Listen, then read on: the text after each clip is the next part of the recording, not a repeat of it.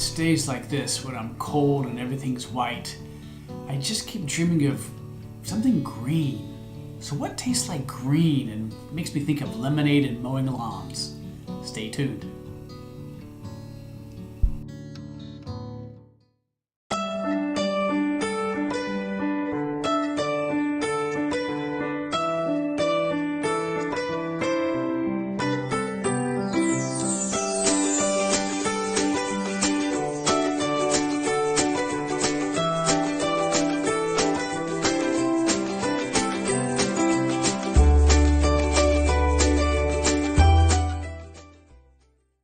Welcome to this week's episode. Yes, I'm dreaming of spring, and spring makes me think of fresh grass and lots of flowers and citrus. So I thought, well, you know what? Let's explore Sauvignon Blancs. So I have 3 Sauvignon Blancs from France, California, and New Zealand to share with you today.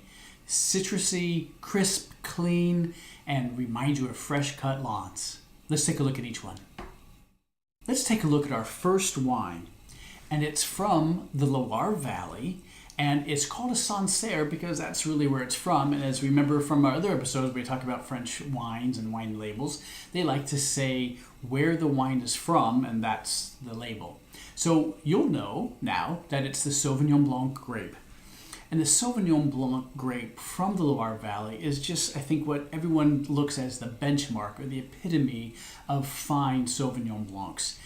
This is going to remind you of fresh zest and grapefruit and fresh cut lawns, like we were telling you at the beginning, and maybe even some lemongrass and some minerals. And it's tough to describe minerals, but all I can think of is if you ever licked a rock, and you maybe have licked a rock, you might have to go back to your childhood to think of what it's like licking rocks. But you get that sort of minerality, which is so predominant in Sauvignon Blancs. Tart, and if you like lemon meringue pie, wow, is this wine for you?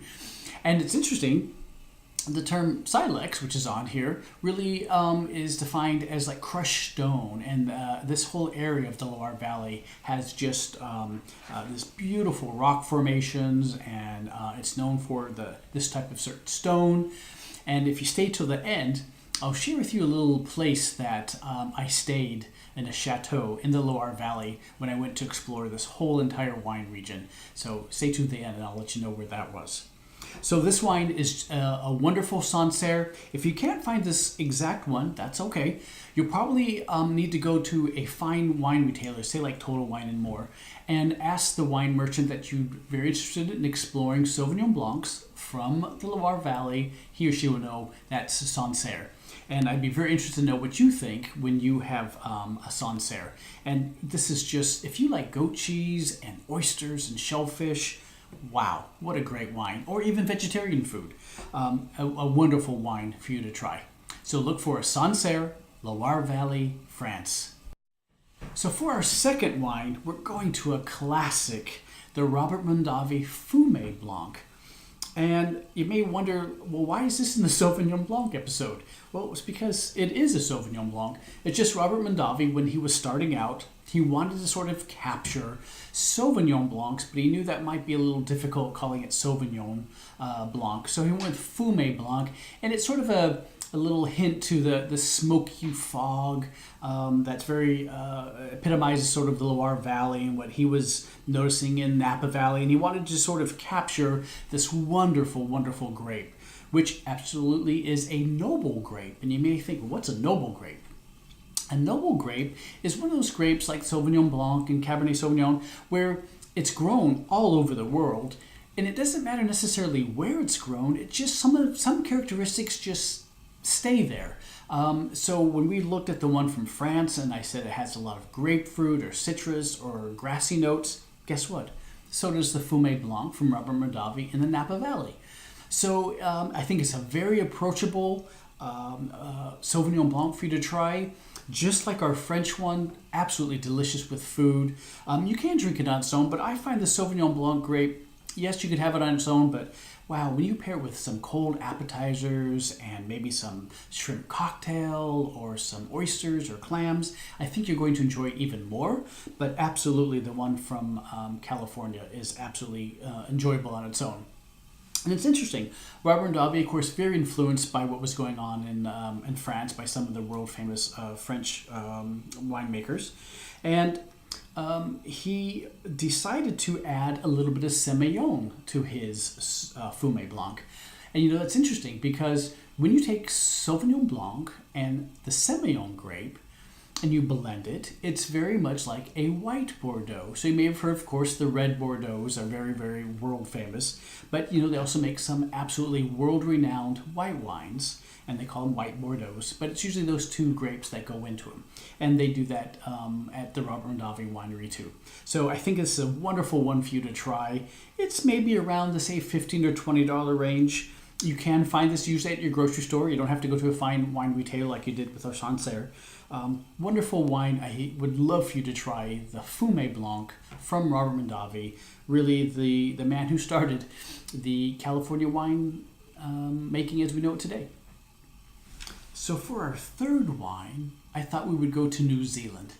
Why New Zealand? It really is sort of the epitomizes a certain style of what we call sort of the New World Sauvignon Blancs.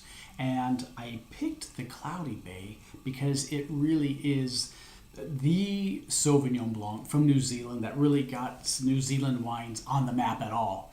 And I think it's a nice one for you to try if you want to know, I don't know what New Zealand Sauvignon Blancs are like. And I hope you've tried the Robert Mondavi and you've maybe tried the Sancerre. And then it'd be nice for you to try a New Zealand Sauvignon Blanc. So you can sort of see this noble grape. Remember, it's going to have certain characteristics and it'd be really nice. You could even do all three at once and have a Sauvignon Blanc wine tasting party if you wanted. But you could sort of see how the ones from New Zealand, again, very high on the acidity and the grapefruitness and that herbal green grass note. It's funny. Some people say it reminds them of cat pee. I don't know if you have a cat at home. It may remind you of cat pee. The Sauvignon Blanc sometimes does that. But, you know, not always and not necessarily in a bad way. Not like a litter box way. And again, this wine is crisp and refreshing and has all those characteristics that we who like Sauvignon Blanc really look for, especially in a New Zealand style Sauvignon Blanc. Try this one also, like the other two, with fresh seafood. And all of the three wines go with probably the most difficult vegetable to pair with wine, which is the asparagus and maybe some Brussels sprouts and artichokes. Sauvignon Blanc can take care of those no problem and make them really stand out and sing, which is quite nice. So we have a Sauvignon Blanc, crisp, light, refreshing, not heavy-bodied, and we have our Robert Mondavi Fume Blanc, and then we have our Sancerre from France. I think a wonderful spectrum of the Sauvignon Blanc grape. We can really see what it does and really pair with, I think, some light, refreshing, and sure makes me think of spring when I think of these wines. And I can't wait for spring to arrive. And I hope you enjoy each one of these wines or all three, and let me know what you think. So thank you for watching this week's episode, all in the Sauvignon Blanc grape. It's my wife's favorite wine. You may not like it because it's maybe a little too acidic or a little too tart for you, and that's fine. You may grow into it or it may just be not quite your grape. And even I have gone back and forth. Sometimes I love Sauvignon Blanc and sometimes I need a break from it. So it depends. But I'm telling you, I can't think of a wine that reminds me more of spring than Sauvignon Blanc. So I hope you do enjoy it. And I told you I'd tell you about the chateau we stayed in the Loire Valley, Chateau de Pré. And I put the link down below so you can check out their website.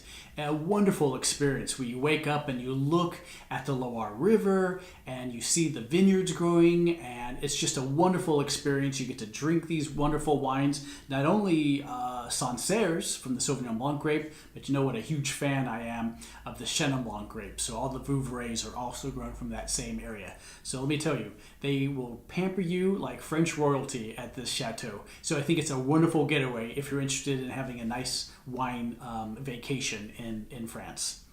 So again, thank you for being such loyal subscribers. I'm glad you've enjoyed this week's episode. Make sure you tell your friends and family how to subscribe. I sure do appreciate it. Until next time, cheers everyone.